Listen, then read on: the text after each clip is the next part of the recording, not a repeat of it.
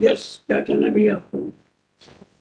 Direct हमारा submission ये है। सबसे पहले तो जुडिक्शन के मामले में ये बोल रहा है कि पुण्य लगता है जुडिक्शन इसके लिए। अरे वो छोड़िए अभी तो, जी उस पे नहीं। अभी तो क्वेश्चन ये है, जी पुणे का छोड़िए। Mister Ojha, you have to say भाई, दे रेज एन ऑब्जेक्शन कि आप वर्कमैन नहीं सर हम मैनेजियर। जी सर इस पर लेबर कोर्ट ने डिसाइड ही नहीं किया। डिसाइड नहीं किया सर, एविडेंस पे लगा हुआ है सर। अभी 5 महीने से कंपनी वाले पिटिशनर कंपनी वहां पे आ नहीं रही सर। आज सर 2.5 साल से ऊपर हो गया मामला, और ये मामले को खींचते जा रहे हैं सर। बिना जुडिक्शन डिसाइड किए हुए कैसे लेबर कोर्ट ऑर्डर कर सकती है? जब जुडिक्शन उन्होंने जुडिक्शन का पॉइंट रेज किया कि आप वर्कमैन नहीं है, जी इसलिए सर, वर्कमैन डिसाइड करने के लिए लेबर कोर्ट को एविडेंस करना पड़ेगा। दोनों और ऑब्जेक्शन, जो भी दोनों ऑब्जेक्शन है। टेरिटोरियल जुरिस्डिक्शन का भी ऑब्जेक्शन है कि पुणे में होना चाहिए, यहाँ नहीं हो सकता, ये भी ऑब्जेक्शन है। और वर्कमैन नहीं है, ये भी ऑब्जेक्शन, दोनों ऑब्जेक्शन। सर इसके दोनों तो हम हमारे पास में है सर। पहला जो ऑब्जेक्शन है कि सर लेबर कोर्ट डिसाइड करेगा। हम बोल रहे हैं कि हम सेल्स प्रमोशन एम्प्लॉय के अंतर्गत वर्कमैन है, और ये बोल रहे हैं कि मैनेजर है, इसलिए वर्कमैन नहीं है। लेकिन बात दोनों में कॉमन है कि सेल्स प्रमोशन एम्प्लॉय एक्ट हम पे लागू होता है। अब उसमें ये देखना है सर, सर कि ये वर्कमैन है या मैनेजर है। तो उसके लिए सर हमारा ये जो लेबर कोर्ट में लगा है, उसमें एविडेंस के लिए तारीख लगी हुई है। आज 2.5 साल से ऊपर हो गया सर। ये जो ऑर्डर हुआ था इसका इंटरिम लीव का, उसके बाद से वहां आ नहीं रहे हैं सर। वो 5 महीने से सर ये जो लेबर कोर्ट ने ऑर्डर किया है सर, उसका भी कंटेम कर रहे हैं, उसका भी पालन नहीं कर रहे हैं सर। और अगर ऑर्डर खुद ही विदाउट जुडिक्शन है जी तो फिर कैसे कोर्ट पास कर सकते हैं?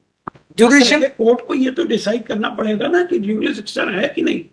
हम वही सी बात कर रहे उनके हैं। 2 ऑब्जेक्शन है। जी एक तो आप वर्कमैन नहीं है, जी तो इसलिए इस एक्ट से गवर्न नहीं होगा। बिल्कुल सर। नंबर 2, उनका कहना है पुणे का हाँ, जुडिक्शन। तो ऑनरेबल आप ये बताइए, लेबर कोर्ट ने डिसाइड तो किया ही नहीं। सर ज्यूरिशन वहां होता है जहां व्यक्ति काम करता है, जहां उसको अपॉइंटमेंट लेटर रिलीज किया गया है भाई सर। ये चीज सुन के कोर्ट को डिसाइड करना चाहिए ना।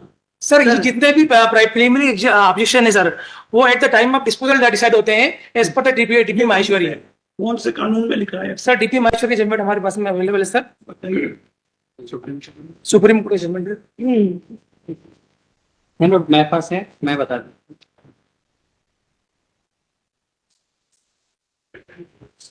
सर मतलब पेज नंबर 39 पर इसमें है।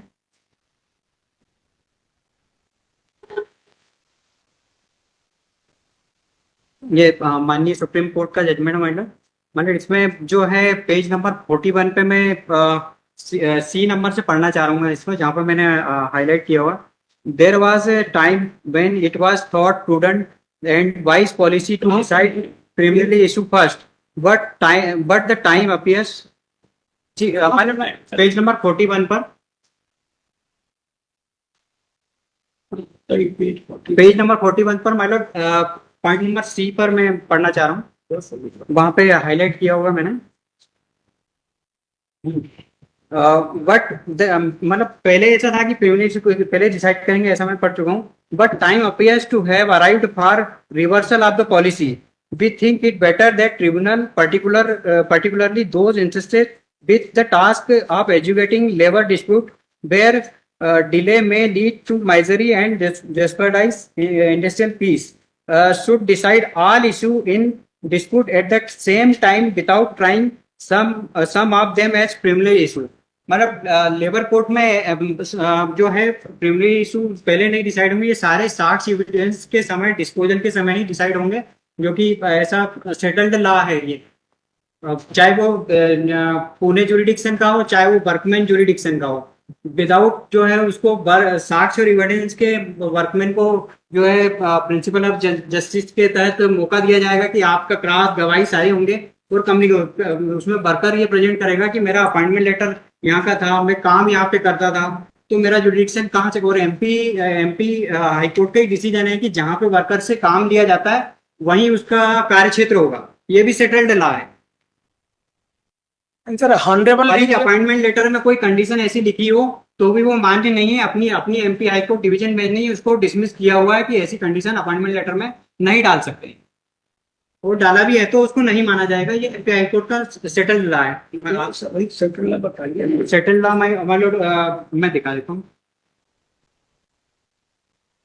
एक्चुअली माय लॉर्ड इन्होंने उस चीज को चैलेंज नहीं किया वहां पे, इन्होंने ये इसको रेफरेंस चैलेंज किया, इसलिए मैंने उस जजमेंट को नहीं लगाया था।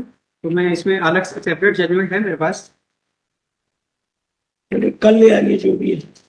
तो विमल वर्सेस एबॉट और योगेंद्र सिंह वर्सेस इंटास, ये दो जजमेंट है जो मैंने रेफरेंस में लोड किए 2 और 3, जिसमें यहाँ की डिवीजन बेंच ने ये होल्ड किया है कि मेडिकल रिप्रेजेंटेटिव या मैनेजर, ये खुद को मैनेजर नहीं कहते, ये कहते हैं कि मैं मेडिकल रिप्रेजेंटेटिव हूं। अगर वो मेडिकल रिप्रेजेंटेटिव है ऐसा भी मान ले, तब भी he is not a workman. ये अपने यहाँ का कंसिस्टेंट व्यू है, not one. There are at least 6 judgments on this point. Sir ये हम नहीं बोलते, हम मैंने we are not medical representative, we are sales promotion employ sir. ये बार बार एक ही चीज को रिपीट करते हैं, मेडिकल रिप्रेजेंटेटिव। और बिफोर सर मैं let me clear one thing कि before the creation of this sales promotion employ act 1976, 73 के पहले जितने भी मेडिकल रिप्रेजेंटेटिव थे सर, वो वर्कमैन की कैटेगरी में नहीं आते थे under section 2 of IT act 1947 sir.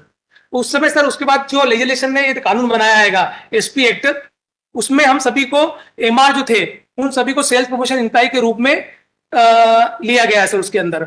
और उसमें यह कहा गया है 2D की डेफिनेशन में कि हमारा नाम चाहे कुछ भी हो, हम एरिया बिजनेस मैनेजर हो, आरएसएम हो, जेडएसएम हो, एरिया बिजनेस एक्जीक्यूटिव हो, कुछ भी नाम हमको कंपनी दे सकती है उसके अंदर। ये सब क्वेश्चन हम अभी नहीं डिसाइड कर रहे।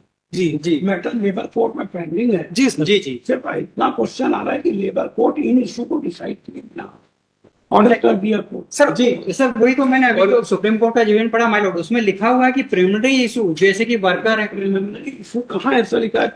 जुरिडिक्शन का issue। माय लॉर्ड इसी में फिर आप इसी में माय लॉर्ड इसमें मुझे क्लियर करें एक मिनट के लिए। Kindly see document number 11 in reference, that is the latest judgment of 2025 rendered by Supreme Court on this very issue regarding jurisdiction, territorial jurisdiction.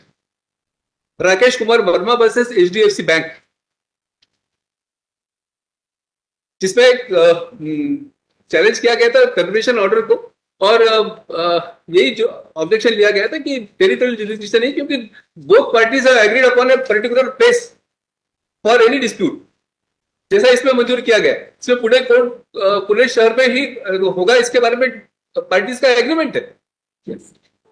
मतलब मैंने जो ये आपको एमपी हमारे सेकंड वाला जो जजमेंट दिया, इसमें मैं लाइन पढ़ना चाह रहा हूँ। इसमें क्लियर है, जो सेकंड बार दूसरी बार मैंने जो दिया 4 पेज बताइए। पेज मान लो इसमें दूसरे वाले में मान लो जो बाद में दिया उसका, जो ये अभी जुरिडिक्शन का मामला ये सर, ये के लिए, हाँ ये मान लो ये जी जी जी जी इसमें मान लो पेज नंबर मतलब इसमें लास्ट पेज है, इसमें पेरा नंबर 16 में पढ़ना चाहूंगा। Now the issue raised by the respondent on the basis of appointment letter which confers jurisdiction to the Bombay court is also required to be dealt with. On the said issue, the judgment of apex court in the case of Balaji Coke Industry Private Limited has been relied upon by the respondent. In the said context, it is to be observed here that the order of appointment has been issued unilaterally by the employer specifying the place of jurisdiction.